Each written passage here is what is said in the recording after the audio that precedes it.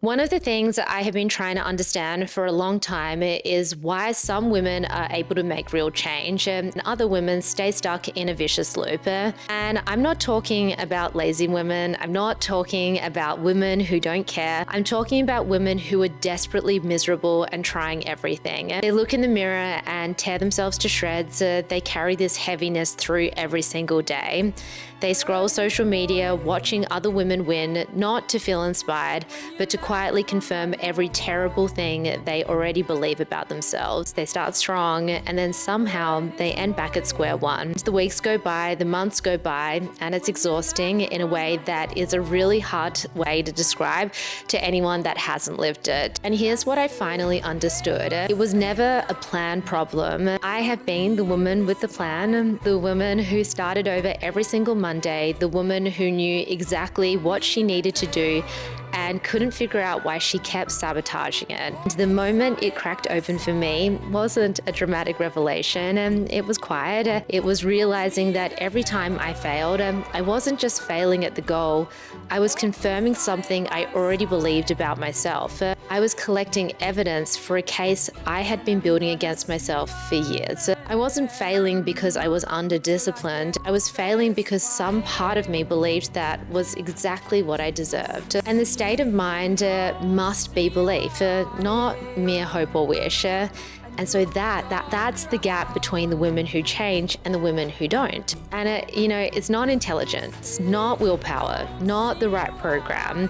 Every human being is working with roughly the same brain. So why can she do it and you can't seem to get there? Because she believes something about herself at the deepest level, in the part of her that runs automatically before she even gets out of bed every single morning. Your belief system is not something you choose. It's a collection of conclusions you drew from moments, years of moments. A comment someone made when you were 12, the relationship that confirmed your worst fear about yourself, and every time you tried and quit, filed away as more evidence of who you are. And here is the part that will either make you feel relieved or uncomfortable. Your brain will protect that identity, even when it is destroying you, because the brain seeks consistency above almost everything else. It would rather be right about a terrible story than wrong about a good one. So you don't keep ending up at square one because you are weak. You keep ending up there because your nervous system is doing exactly what it is designed to, keeping you exactly who it believes you are. If you believe you are someone who fails, you will unconsciously make that true every single time. Not because you want to, because that belief is running in the background like software you didn't install and you can't see.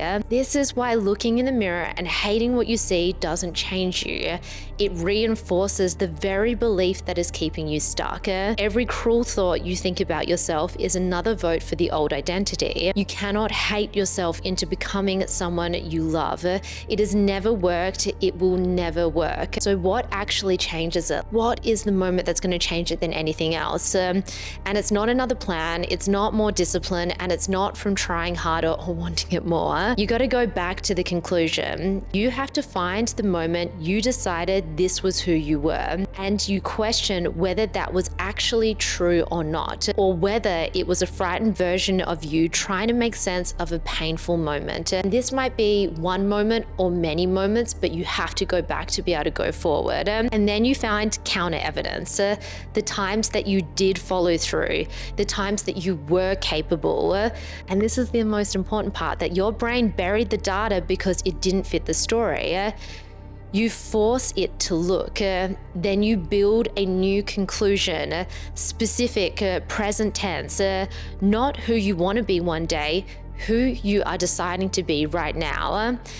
And you repeat it, not once, not when you feel like it, daily, with feeling, until it stops feeling like a lie and it starts feeling like a memory. And this is the part that most women skip because it feels too simple. You take one action today that proves it.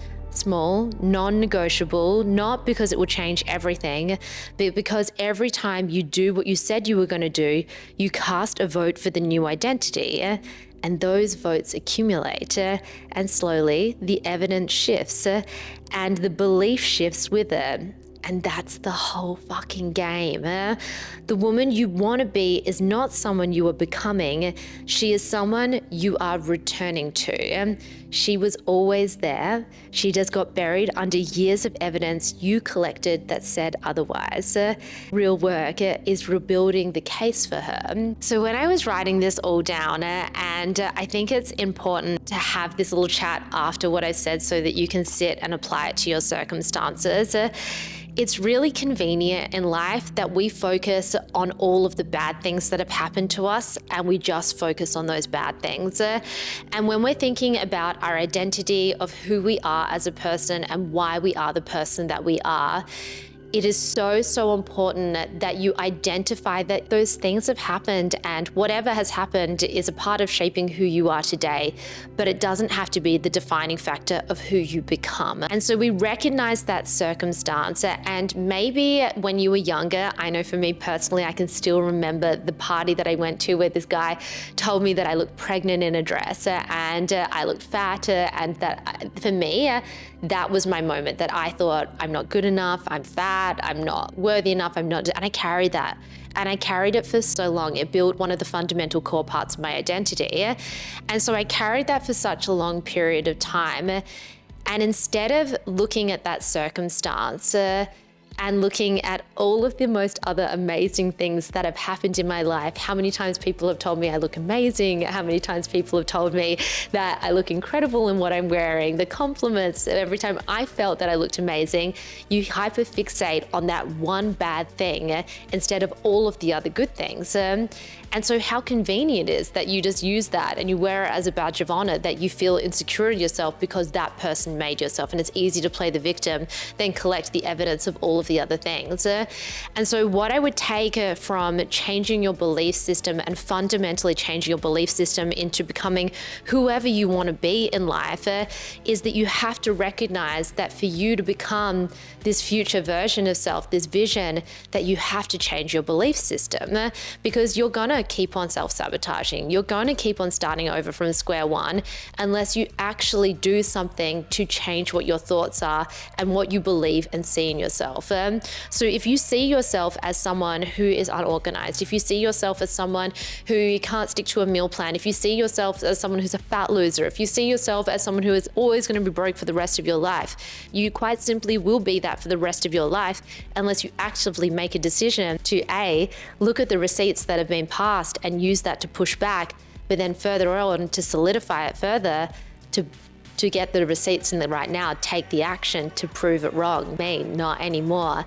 And then you take the action over and over again. And I think that that's the secret to it all. I truly think the secret to being able to achieve the most extraordinary things in life is not from the vision board. It's not from just putting it up and like looking at it every single day and thinking about it, but actually thinking about the belief system of who you are as a woman and why you are as the woman, and not wearing it as a badge of honor and deciding to choose different and to look at it from a different lens. And we're all carrying our own wounds in life. We're all carrying these certain stigmas. But if you hit one ceiling at life, or maybe you haven't even got past level one, you have to be able to start understanding who you are as a person to be able to play the game of life. You can take from what I just said and start applying it to your own life. How fucking cool that you could decide right in this moment right now to think of your thoughts and to push back and to constantly push back and change your whole entire trajectory of your existence by quite simply change your belief system, change your life. Why the fuck not you? Why not you with the incredible body? Why not you with the 100 mil in the bank? Why not you driving the Porsche? Why not you on the extravagant holidays? There is nothing so special and unique about anybody else that is doing these things except for the fact that they believed and backed themselves, went all in on that goal, said, I am that person, and then they quite simply bridge the gap in between. Enjoyed today's chat. If you did enjoy it, make sure to hit subscribe, and I will see you guys in the next episode. Bye.